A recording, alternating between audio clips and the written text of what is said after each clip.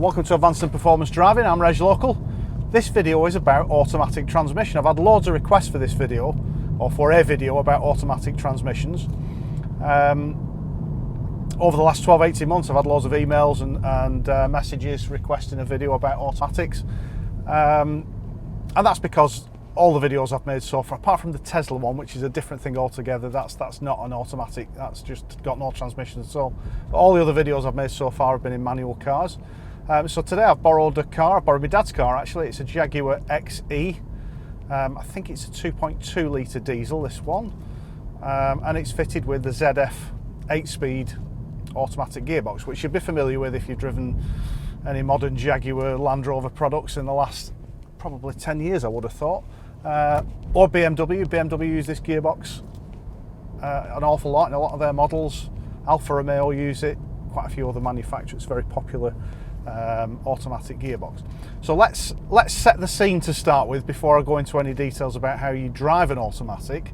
And let's be clear about what exactly this video is about. This video is about what I term traditional automatic gearboxes. So a traditional automatic gearbox to me is one with a torque converter.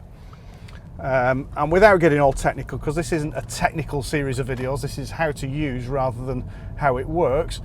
But without getting too technical, a torque converter is the equivalent of a clutch in an automatic transmission vehicle, but it's a fluid coupling.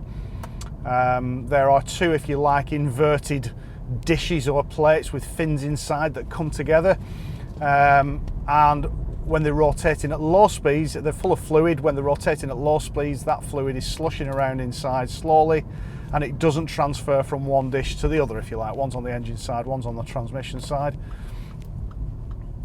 When the speed of the engine picks up, when the revs rise, that fluid starts sloshing around a bit more quickly, and it firms up that transmission from one of those dishes to the other side, to the other dish. And effectively that's how an automatic transmission sort of copes with coming to a stop and setting off from stationary. Once the car's on the move, there are planetary gears inside the gearbox which change up and down automatically depending on road speed, engine load, and lots of other parameters. Modern automatic gearboxes are phenomenally complex. There's an awful lot of technology, electronic, computer gizmos, software that go into how that gearbox works, and it's constantly measuring loads and loads of parameters from the car, the speed that the car's travelling at. Some modern gearboxes even sort of link into the sat-nav to anticipate when there's going to be a hill and when the car will need a lower gear. So to be clear, this video is not about a type of gearbox that you might be familiar with, the DSG gearbox that Volkswagen Audi fit. It's not about the DCT gearbox that's fitted in a number of high-performance BMW M cars, that kind of thing. It's not the PDK gearbox that you get in Porsche and other variations of the same thing. Those are a different thing. Those are an automated manual gearbox, if you like. They're a sequential automated gearbox. And the difference with those cars and with those gearboxes is that they have a clutch. I actually have two clutches. They're a mechanical clutch. They're a wet clutch, so there's a similarity with motorcycles in that the clutch runs in oil rather than dry. But this video is about traditional automatic gearboxes. That's what I'm going to refer to them as. I don't know if that's the right term. Traditional automatic gearboxes, torque converter automatic gearboxes. But this sort of technology has been around. I had a quick look on Wikipedia yesterday, probably from around the 1920s, started being fitted in production cars in America around the 1930s.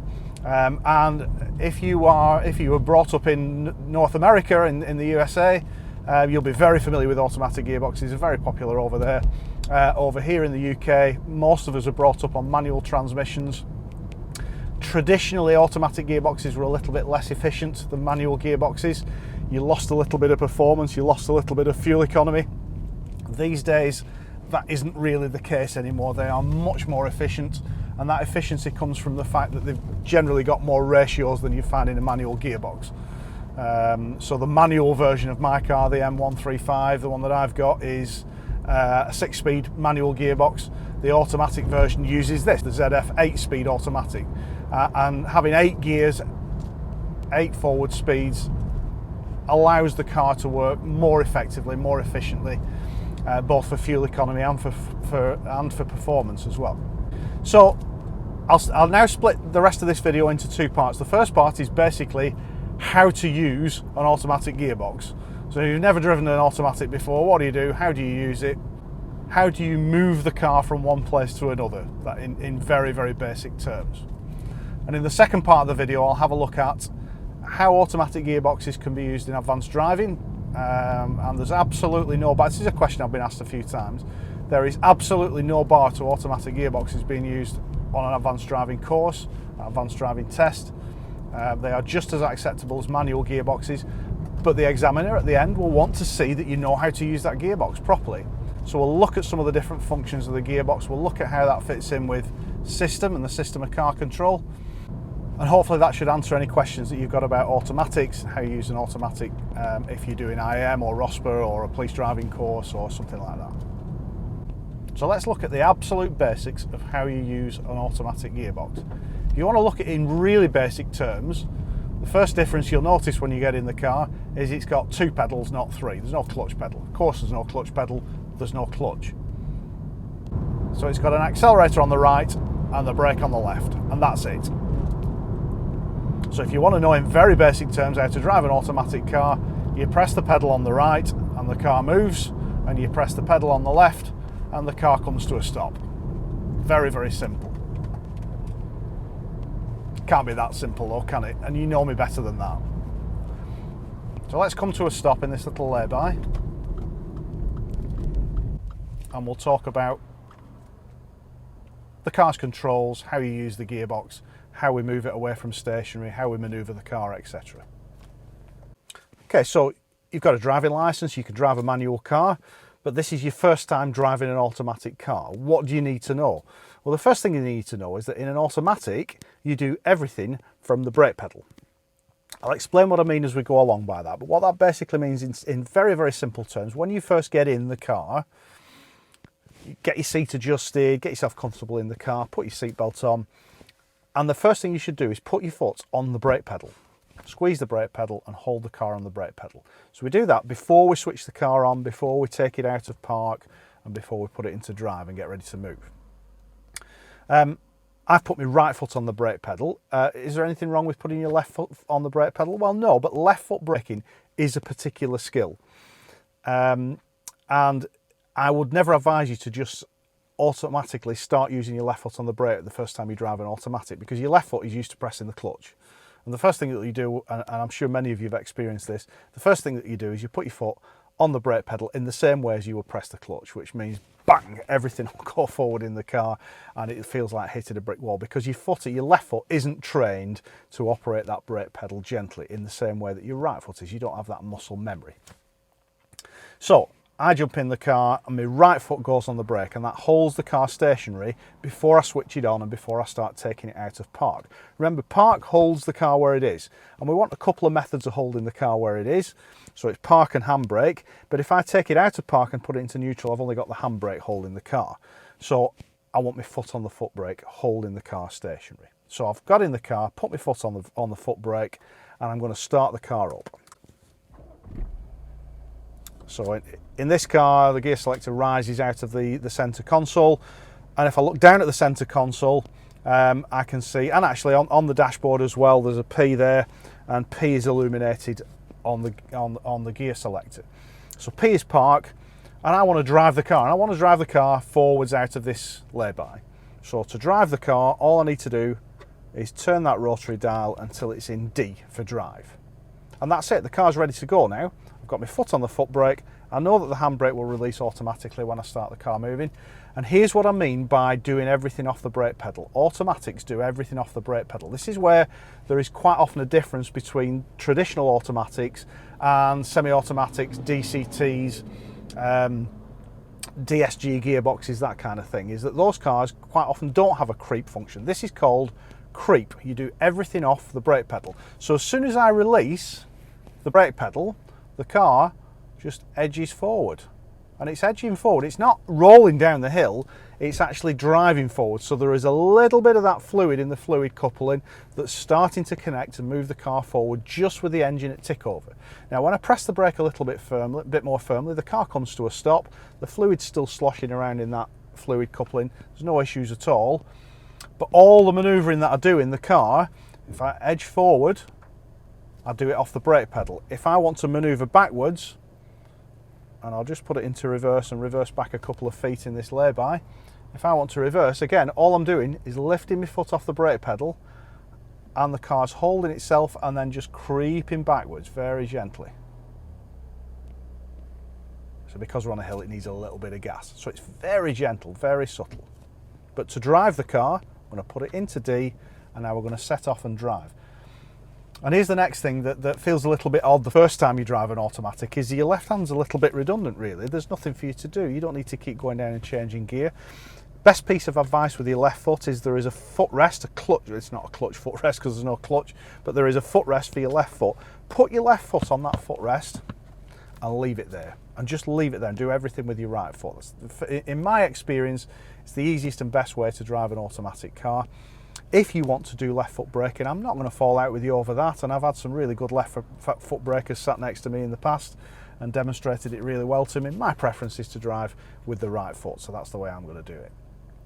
So let's keep the left foot out of it. Let's not be tempted to press the brake with the left foot, because again, it'll be too sudden and we'll go forward in the car. So I'm ready to move off now. Usual thing, check the mirrors, centre mirror, left and right mirrors, shoulder check, come off the brake pedal and the car starts moving, and then press the gas pedal. And just gently.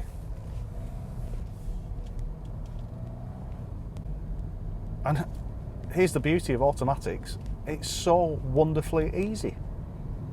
The car just rolls along, changing gear itself, changing up and down through the gearbox, whatever it needs. All I need to do, going back to those basic instructions that I gave you before, press the right pedal to go and press the left pedal to stop. In very basic terms, that's all you need to do. So I'm coming up to a corner, checking the mirrors, position here, little bit of brakes, and then off the brakes, the car changes gear for me. It's selected a lower gear, it's a bit more flexible through the corner.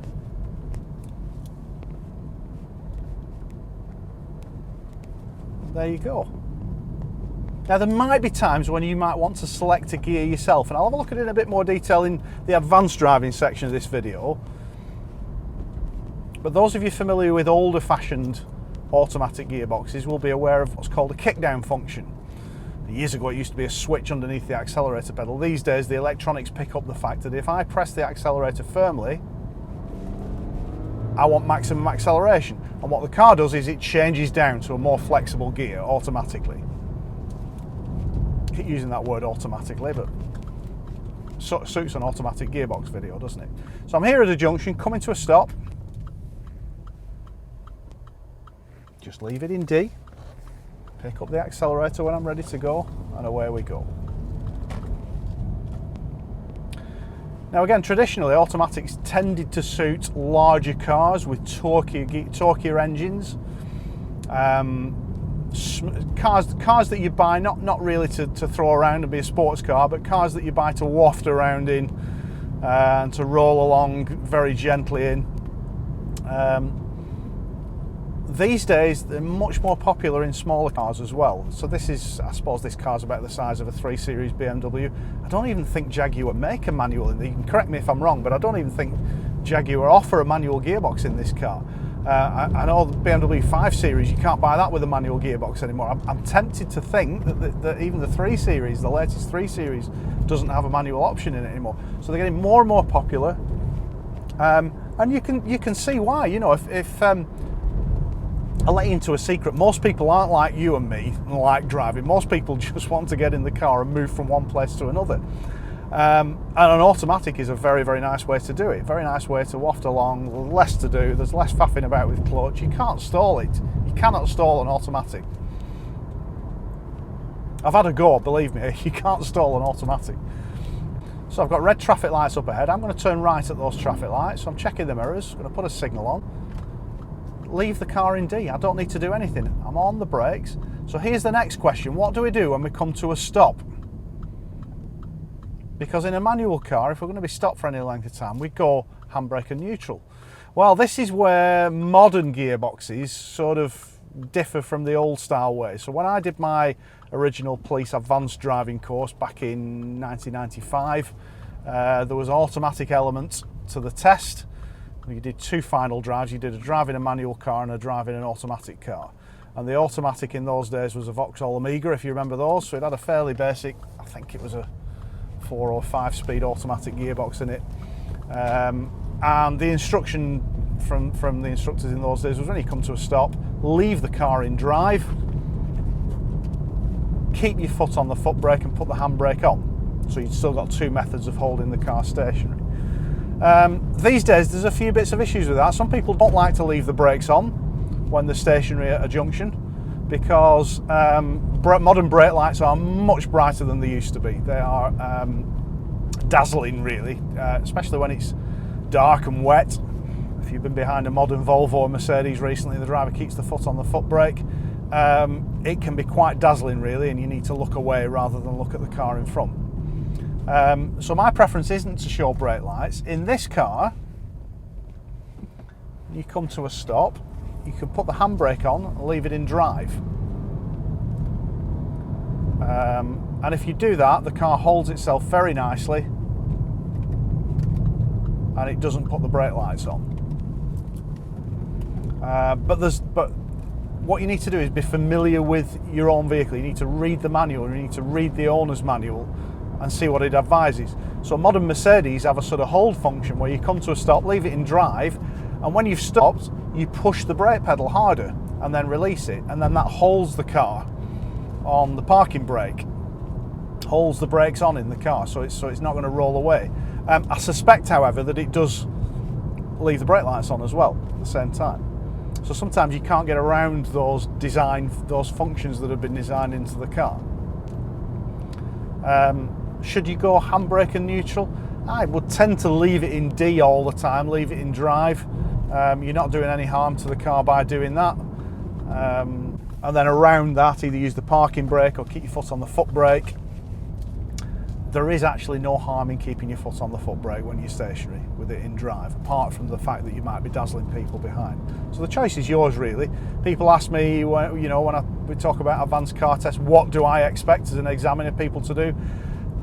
I honestly don't really care as long as it's safe. I want the car to hold stationary. I don't want it rolling back when we set off. So around those parameters, you will know your car better than I will. So you really need to get to know your car and find out what the best thing to do is when you're stationary, either in traffic or when you're held up at traffic lights or something like that. So here's another thing you can do in an automatic car that I wouldn't advise doing in either a manual or a DSG gearbox, and that is you can actually crawl very slowly uphill just on the gas pedal. So in a manual car, in order to do that, you have to slip the clutch, and that will very, very quickly wear the clutch. You can do it in a DSG type gearbox, but remember, it's got a mechanical clutch. It's got a mechanical clutch, and you will wear it out very quickly. But in an automatic car, you're not wearing anything out, it's just fluid. So you can hold the car on a hill with the gas pedal. But should you do that, I don't really advise you to hold it on the hill. You can certainly creep forward and crawl forward very nicely. And one of the nice things about an automatic, if you're driving a lot of traffic, if you're driving, if you're stuck in traffic on the motorway a lot, or you've got a horrible commuter on the M60 or the M25, automatics are much nicer because you're just on and off the brake pedal and you just crawl along. So a couple of other things you need to be aware of if it's your first time driving an automatic. I mentioned before that there's a sport function as well. So S tends to stand for sport. So what happens when you put it in S? Well, a lot of people think it makes the car faster or it gives the car more performance. It doesn't at all. What it does is it uses the gearbox in a different way. So I'm just coming into a national speed limit road, a national speed limit area now. We'll check the mirrors. I put it in S. If I press the gas pedal, it will hold the lower gears for longer. So now it's holding sort of second or third longer than it would do in D. In D, it just wants to get you up into the most effective, efficient gear as quickly as possible. In S, it will give you more performance as you're accelerating. It will also hold those lower gears for a little bit longer through a corner. So really we want to try and avoid the car from changing gear as you drive through a corner. And it'll give you a little bit more retardation, engine braking, retardation, whatever term you want to use. It will hold on to those low gears for a little bit longer, as you would do in a manual car if you're trying to make progress. If you're making reasonable progress, you know, you'll hold a lower gear for longer, and that will allow you to use the flexibility of that gear. So in S, you won't notice a lot of difference, to be honest, the first time you put it in S. It doesn't suddenly grow wings and start to become a growling monster. So you notice here, through this village, S has held that lower gear for quite a bit longer. Not that I necessarily need it here driving through the village, but the tendency of the gearbox is then to hold those gears for longer. And also to kick down earlier. That's the other difference in S. So in Sport, again, like I said before, kick down used to be a switch at the bottom of the pedals travel, but the car recognises when you want more performance because it recognises a squeeze of the gas pedal. And when you're in S, you only need to really breeze on that gas pedal and it will kick down and give you a lower gear. Whereas in D, it'll be a little bit lazier, if you like. It'll use the torque of the engine. And actually, for most of your driving, D should be more than sufficient. Especially in a torquey diesel like this, most of that torque is at low revs, so you want the car to hold gears for longer rather than holding those lower gears. You want it to change up and just be a little bit more efficient and a little bit more effective in that way. So the other thing you've got, and this is my personal view, but I think in a traditional torque converter automatic, I think it's mostly unnecessary. There is occasionally time when you might need it, but you've got these paddles behind the steering wheel. The one on the right has plus on it, the one on the left has minus on it, so you can manually change gear. So as I come up to this roundabout now, if I want to change down, I can click it down to 5, down to 4, back up again through the gearbox, back down.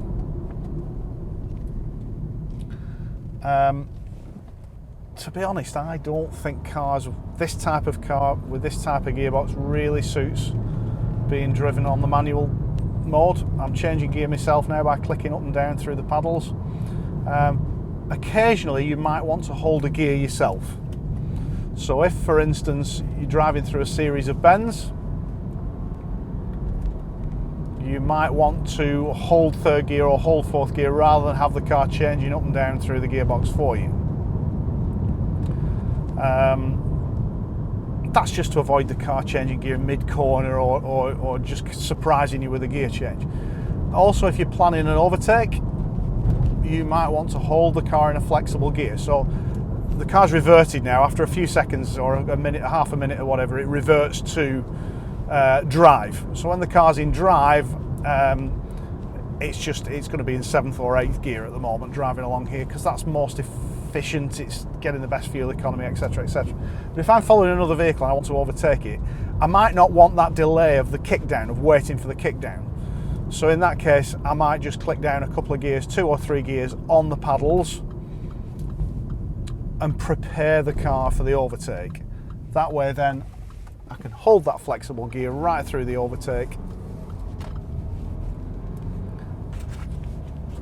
and I'll get maximum performance when I need it. So yeah, there is an argument that you might want the paddles at that point.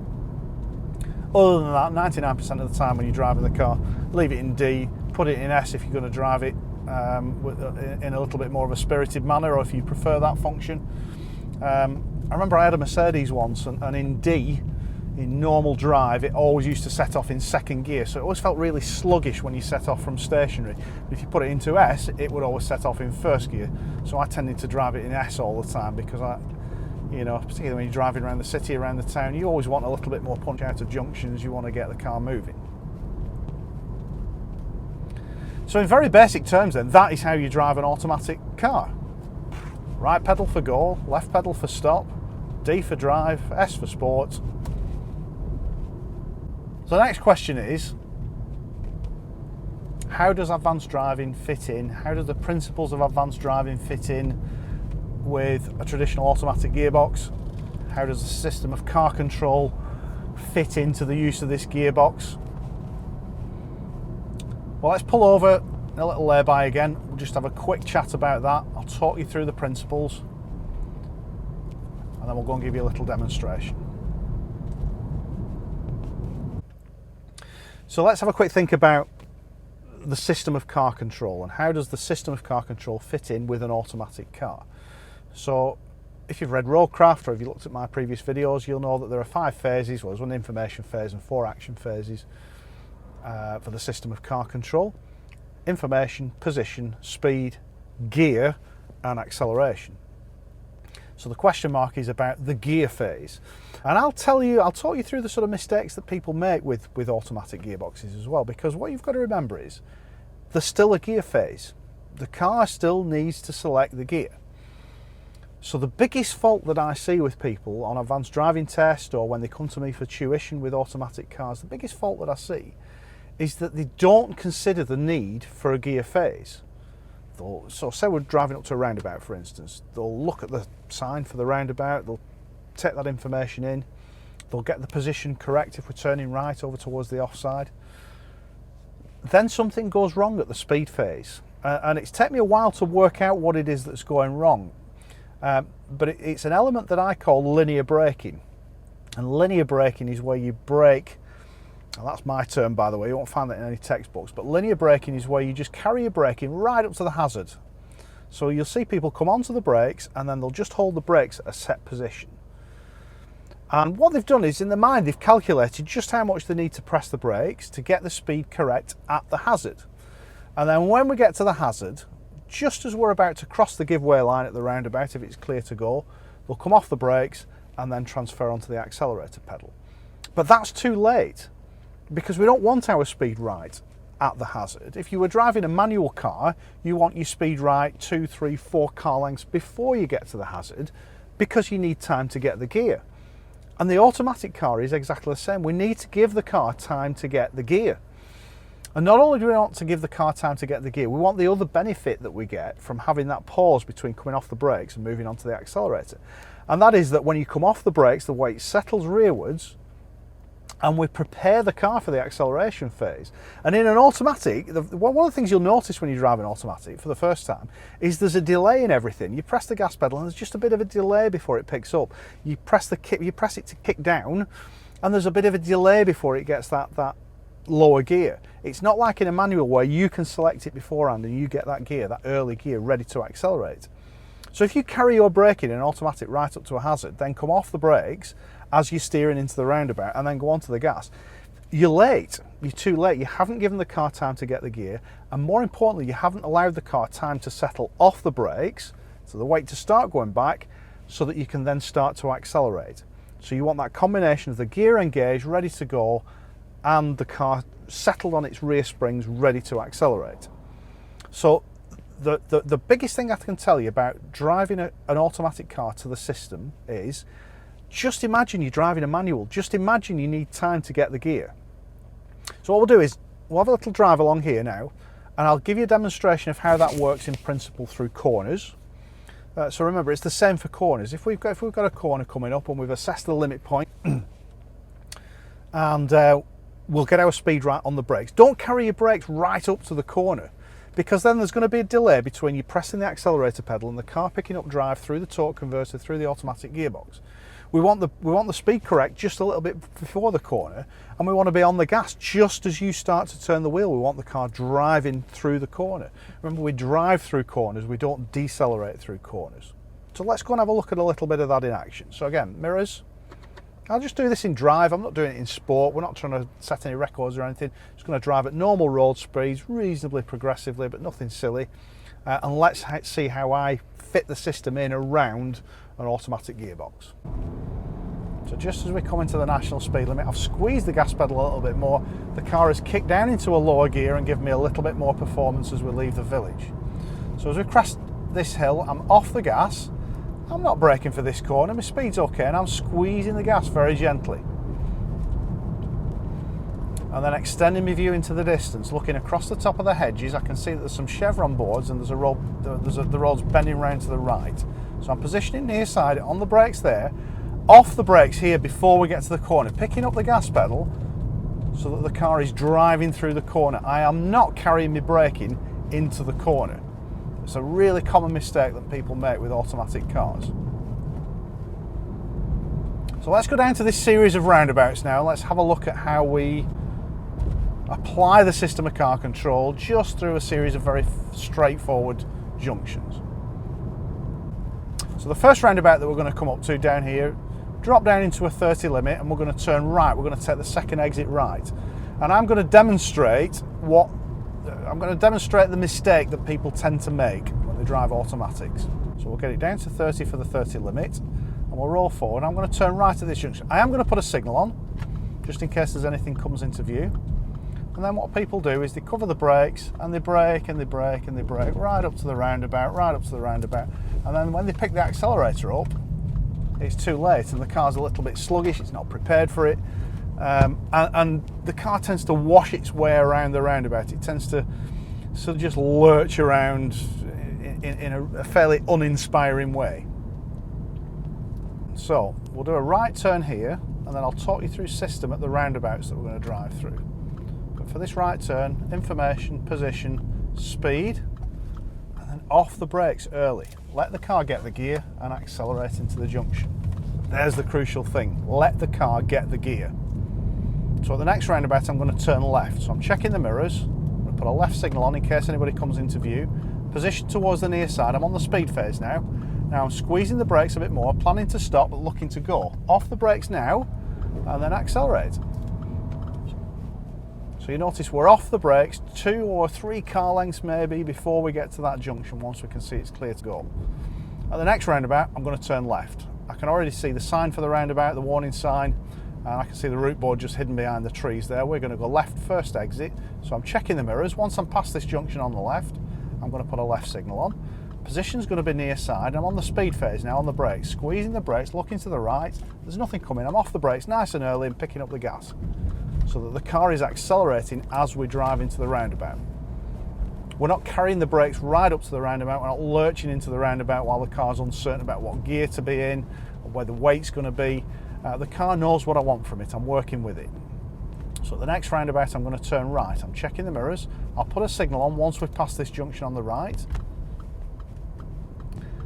Positions to the offside. I'm on the speed phase now. I'm on the brakes. I'm always expecting something to come into view at the last minute here. But I'm off the brakes now. And then gently accelerating around the corner. So you can see how early I'm off the brakes. This is the secret to getting system right in an automatic car. Early off the brakes, let the car get the gear, and then let the car start to accelerate. I'm moving to the left out of the way of this truck while it passes a cyclist. Checking the mirrors, I'm going to go right at the next roundabout. Don't really want to be alongside that Boots truck, he's driving it very wide. I'm on the brakes, looking to the right, nothing coming. I'm off the brakes now, gently accelerating, but not putting myself alongside the truck. And a little picking up the acceleration now. I don't think he looked in my direction once in that white car, but there you go. Eyes into the distance now. So hopefully now you're starting to see what the difference is between applying the system of car control in a manual car and applying it in an automatic car. In a manual car, you are forced to come off the brakes early to get the gear. If you don't, you end up faffing about on the roundabout and fluffing everything together. In an automatic, it makes it easier for you. So it's much more tempting to carry your braking right onto the roundabout. So here for this mini roundabout, the temptation is to brake right up to the roundabout itself. But what I'm going to do is brake early, come off the brakes there, and then gently accelerate round. That way we're picking speed up as we enter the roundabout. And your pace through the roundabout doesn't change. Your pace doesn't change. You're braking earlier, but you're on the gas earlier as well. You're accelerating earlier. So you don't lose any pace. This isn't a sluggish, slow way of driving. You brake a little bit earlier, but then you're on the gas earlier. So let's do a right at this roundabout.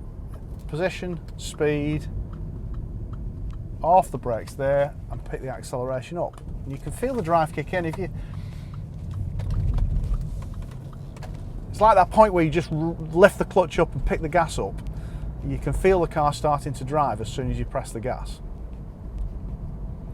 So this time at the next roundabout, we're going to turn left. can already see the route board there. Signal, position to the near side, I'm on the brakes. On the brakes, nothing coming from the right. I'm off the brakes now, I'm picking up the gas, and the car's driving. Before we even get to the giveaway line, the car is driving. So that's how we apply the system of car control to hazards. I've chosen roundabouts, but you know, it's the same for any hazard whatsoever, really. You know, if you're coming up behind a cyclist, if you are, you know, if you're in traffic in town, if you are driving through crossroad junctions, giveaways, parked cars, anything like that. You know, the principle is the same. Just remember, you want to be off the brakes early. Give the car time to get the gear. Don't overlap everything. And there is a real temptation in cars with automatic gearboxes to do that, to just carry the braking right up to the hazard. You wouldn't do it in a manual car if you were driving to the system. So just remind yourself, let the car get the gear. So what else? Well, what about driving a little bit more progressively then? Well, we'll go back up a road that we've been down once today already. Let's do some cornering. Not hugely progressive, but let's do some cornering. And remember I mentioned before about manually changing gear and holding gears.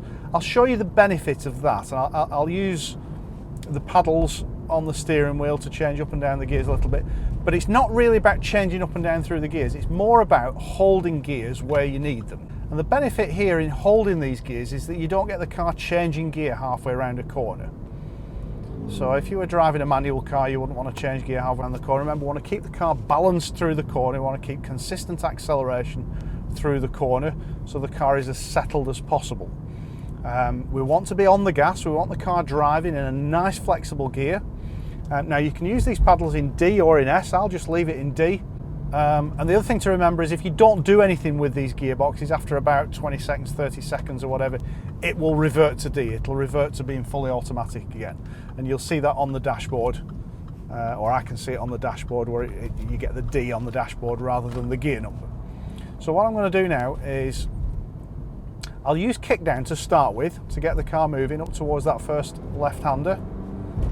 But what I'm going to do now is change down to fourth and hold fourth. And then just keep fourth all the way around that corner.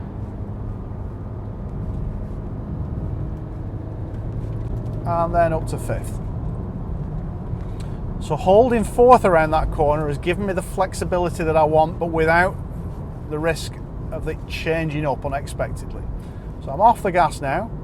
I can see the road bending round to the right. I'm off the gas, positioning near side, down to fourth again. Just gently pick the gas up. It's at around 2,500 revs, which is fine in a diesel. Squeezing the gas in fourth there, and off the gas now, and I'm positioning offside, pressing the brakes, and then taking third, and then accelerating through the corner.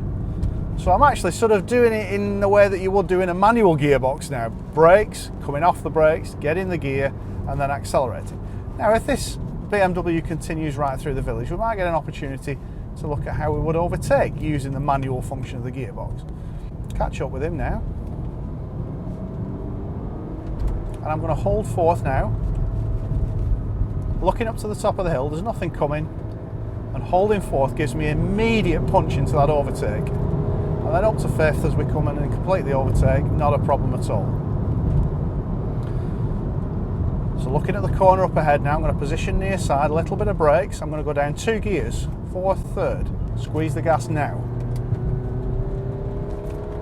So you can see the car feels much more alive now I'm using that manual function on the gearbox. Up to fifth now, but then looking at the bend in the distance now, I'm going to position near side, a little bit of brakes. When I come off the brakes, I'm going to get third again. So 2 clicks, third gear, press the gas, and away we go. Again, the car feels much more lively in that lower gear, and it gives me a good balance around the corner. Brakes now for this left-hander. Down to third as I come off the brakes and just squeeze the gas to balance the car as we go around.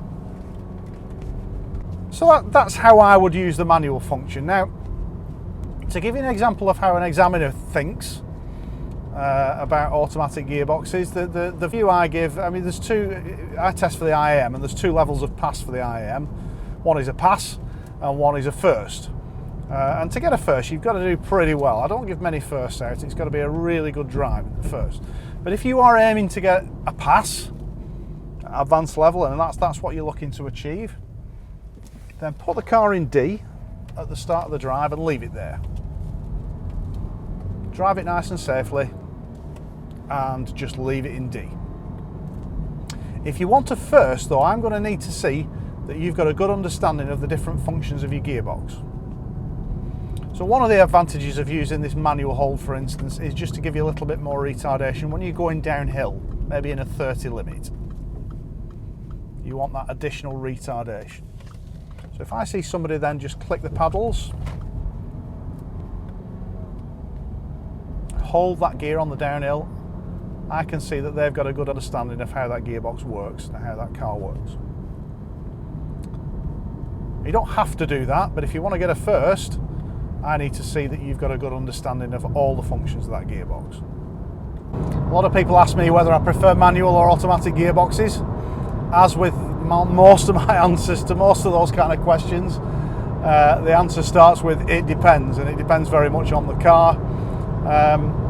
I suppose overall my preference is still for a manual gearbox. I think this car really suits the automatic. I think larger cars, torquey cars, you know, I really wouldn't want to drive a Range Rover, for instance, or a Mercedes S-Class with a manual gearbox. Those cars are perfectly suited to automatics.